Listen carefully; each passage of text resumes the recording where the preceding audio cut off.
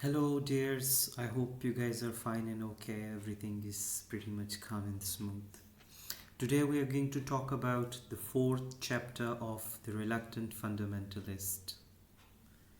The chapter begins with Chengiz and Stranger's discussion.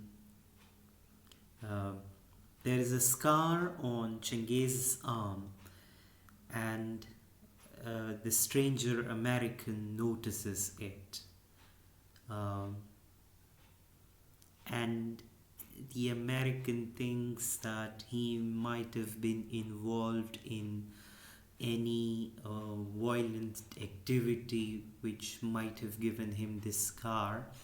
But Chengiz reassures the stranger that it actually comes from a childhood accident. Um, Most of the time it happens in Pakistan when the light goes off. So people, they lit up candles, and that is what Chengiz's family would also do. So he tells him that when his family would light its home with candles, once Chengiz grabbed a candle and some wax actually spilled on his arm, which gave him this scar. Okay. The lights in Lahore, Chengiz compares them with the lights in the New York. Um, so this comparison is actually made in order to make the American relax that he is not in an exotic place. He is safe there. He must not feel nervous there. Okay. Then the discussion diverts to Erica and his relation with Erica. He starts talking about Erica. Um, Chengiz tells him how he and Erica would explore the Manhattan city at night. He wears an Indian kurta, um, and he feels okay he feels okay in wearing a Pakistani dress in the New York, because he thinks that Americans are not that much strict about dress code and all these things. This shows that he is okay with his Pakistani identity in any place, whether it is in Pakistan or it is America or any other place. Okay. Erica um, mm, let him meet her parents, right? She welcomes Chengiz to her family's apartment, which is located on the top floor of the building. Um, Chengiz praises Erica, tells her that she looks fit and beautiful, and she also compliments Chengiz on his clothes. Um, okay. When Chengiz enters into her room, the room is so enormous, and he guesses that she has lived her entire life here.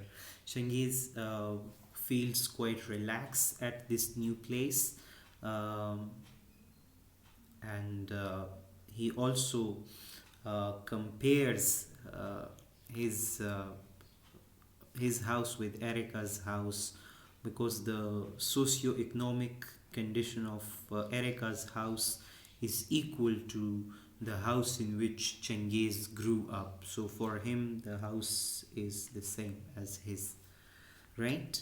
Um, Erica is writing a novel.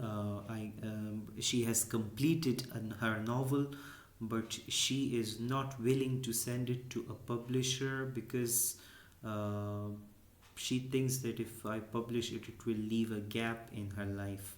Um, and Chengiz notices in her eyes that there is something broken behind them, but he never asks Erica about it, right?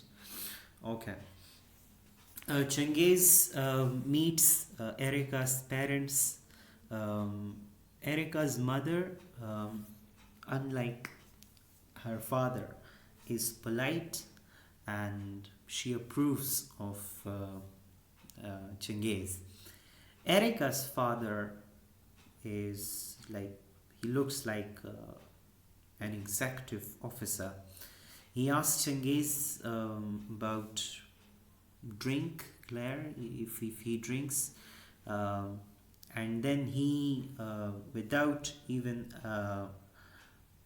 being asked, he answers that he had a Pakistani working for him and he never drank.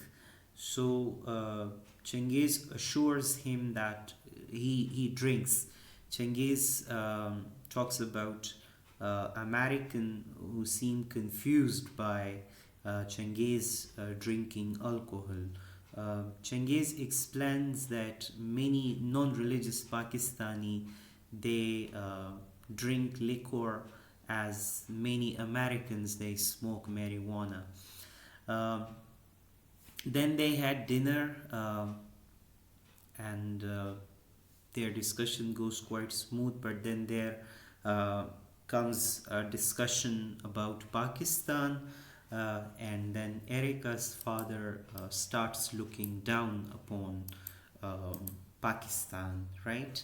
Um, when Cengiz tells him that things are quite good in Pakistan, so Erica's father starts talking about Pakistan and says that Pakistani economy is falling, there is corruption, there is dictatorship, there is the elite class, and there is fundamentalism.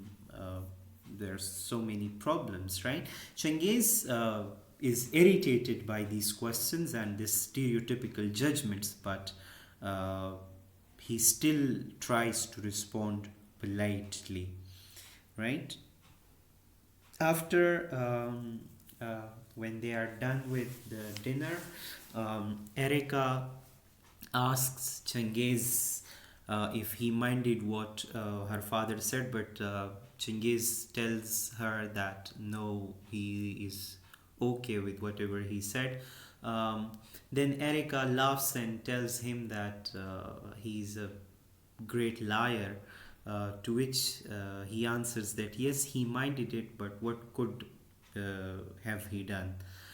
Okay, then they go to an art gallery in a cab. The cab driver is a Pakistani, but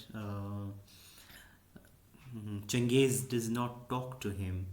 Um they go to a picnic, they go to a park, um, Central Park for picnic, and then Cengiz there recalls the picnics that he had with his family in Pakistan. Erica also recalls her picnics with Chris, her ex lover, who has died, right? Erica also tells him that she has not only stopped picnicking after Chris died, but also stopped speaking and eating, which made her very ill. As Erica talks about Chris, Cengiz understands that something like her soul is completely broken inside. Um, okay, this story is interrupted when the lights in Lahore go off, um, and as the light goes off, the American stand up and feels nervous and thrusts his hand into his jacket as if he is picking out a gun or pistol.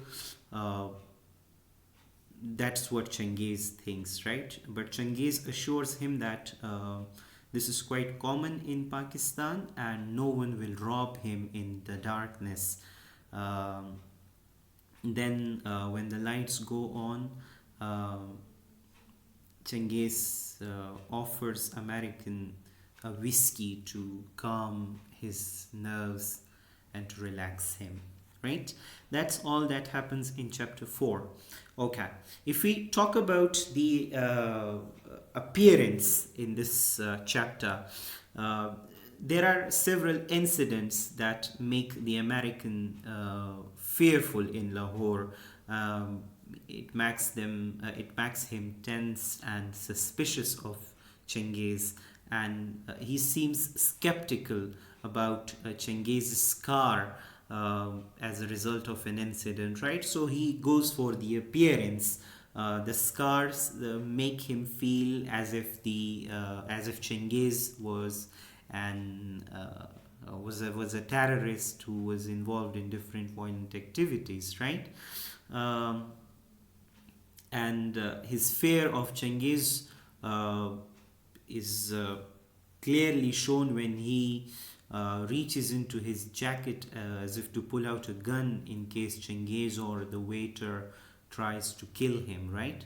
Um, the American also thinks that Chengiz is an Islamic fundamentalist, right? And there are many things that Chengiz actually assume of the American. There is stereotyping. Uh, Erica's father stereotypes Pakistanis and call them terrorist, right? Um, like he thinks that Chengiz doesn't drink because Erica's father thinks that Chengiz is the same common fundamentalist Orthodox Muslim uh, who do not drink but they are involved in jihad and all these activities, right? Um, and he makes a lot of judgments about Pakistan and the economy of Pakistan, right? Okay. In this chapter, we also see many comparisons, right? Direct or indirect comparisons between Pakistan and America. And these comparisons may uh, reflect Chengiz's hybrid identity as both Pakistani and American. Chengiz thinks like an American in some places and in the other as Pakistani. Clear? Uh, Chengiz also compares Muslims drinking alcohol to Americans smoking marijuana. Um he also doesn't talk to the Pakistani taxi driver because he does not want to show his Pakistani identity. Um, and there are many comparisons that he makes in this chapter. There is again this nostalgia. Chengiz becomes nostalgic. The Central Park picnic reminds Chengiz of his family picnics in Pakistan, and it also reminds Erica of her past with Chris. Um, like they both of them are nostalgic for a past that is out of reach. That's it for today. Thank you very much. If you've got any questions, you can ask in the comment box. Take a very good care of yourselves. Goodbye.